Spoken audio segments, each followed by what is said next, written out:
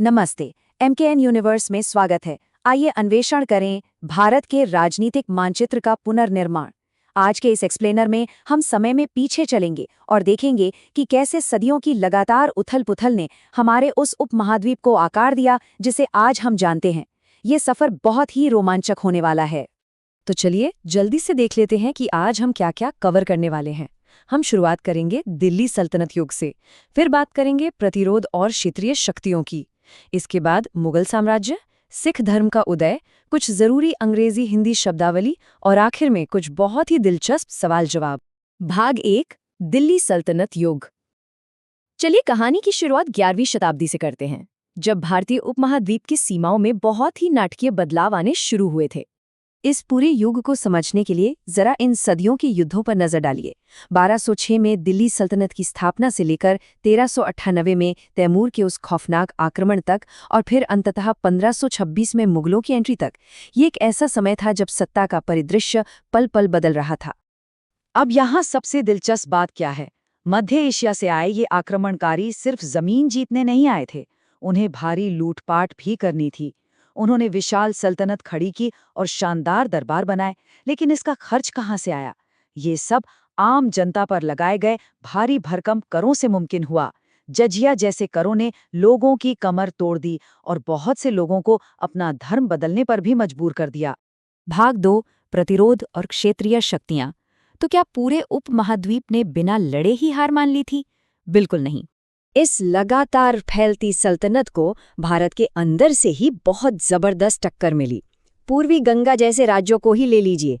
नरसिम्हादेव प्रथम जैसे निडर नेताओं ने न केवल इन विदेशी आक्रमणों को धूल चटाई, बल्कि अपनी शानदार जीतों की याद में कोणार्क सूर्य मंदिर जैसी अद्भुत इमारतें भी बनवाईं। ये हमें बताता है कि इतनी राजनीतिक अस्थिरता के बीच भी हमारी सांस्कृतिक चमक बिल्कुल फीकी नहीं पड़ी थी।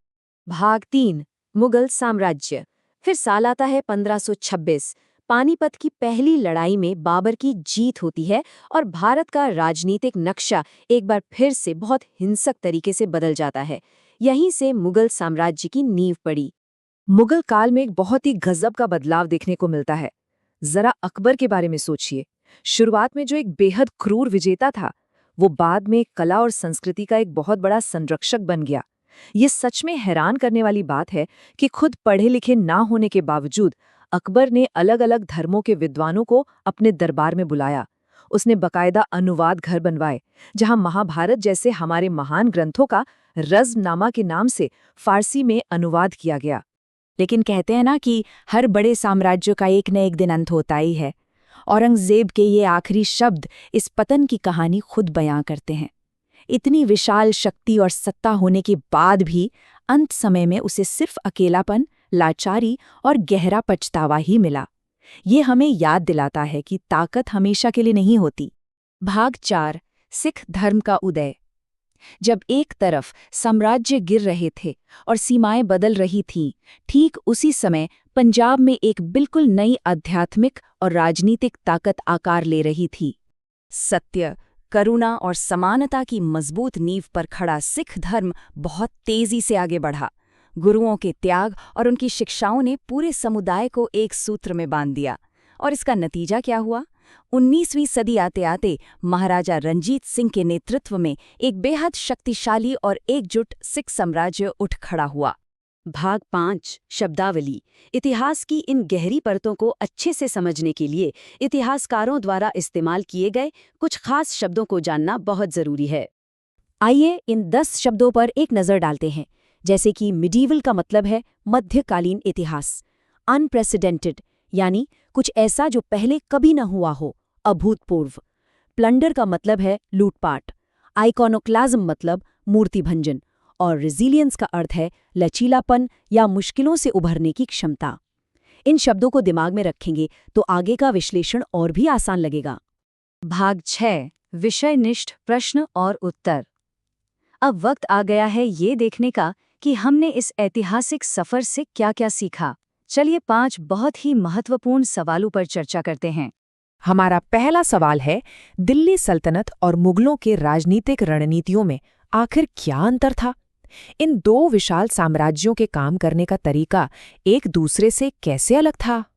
तो इसका सीधा सा जवाब ये है कि शुरुआती सुल्तानों का पूरा जोर सिर्फ खजाना लूटने और जजिया कर वसूलने पर था। लेकिन बाद में मुगलों ने, खासकर अकबर के समय में, अपनी रणनीति पूरी तरह बदल दी। उन्होंने साम्राज्य को स्थिर करने के लिए फारसी और भारतीय संस्कृतियों को मिलाया और कूटनीतिक गठबंधन बनाए।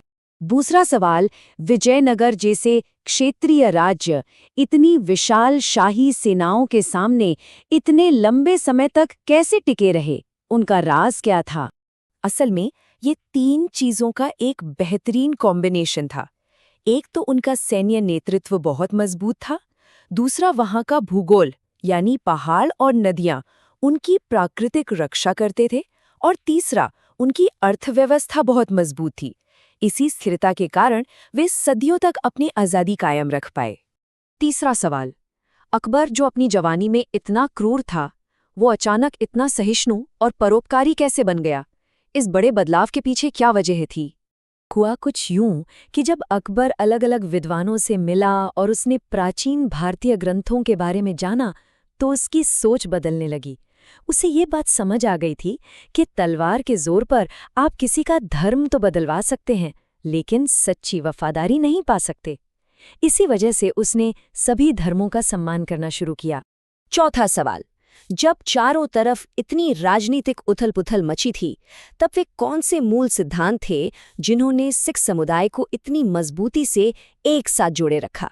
वे सिद्धांत थे सच्चाई के रास्ते पर चलना, हर जीव के लिए करुणा रखना, आत्मनियंत्रण और सबसे बढ़कर सेवा भाव यानी न्याय और समानता।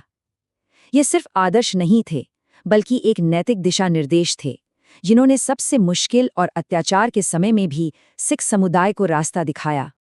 और आज का 5वां और आखिरी सवाल, एक इतने ताकतवर मुगल सम्राट औरंगजेब के आखिरी शब्द हमें उसकी विरासत के बारे में क्या सिखाते हैं? उसके अंतिम पत्रों से हमें साफ पता चलता है कि जीवन भर सत्ता के पीछे भागने के बाद अंत में उसे सिर्फ गहरा अकेलापन और अपनी गलतियों का पछतावा ही मिला। वो बेबस होकर अपने साम्राज्य को टूटता हुआ देख रहा था। इतनी तबाही और सीमाओं के बार बार बदलने के बावजूद भारत ने अपनी अद्भुत सहनशक्ति और लचीलेपन के दम पर खुद को हमेशा जिंदा रखा। पीडीएफ के लिए डिस्क्रिप्शन चेक करें। त्वरित और अधिक अपडेट के लिए चैनल को सब्सक्राइब करें। अगली बार तक के लिए विदा।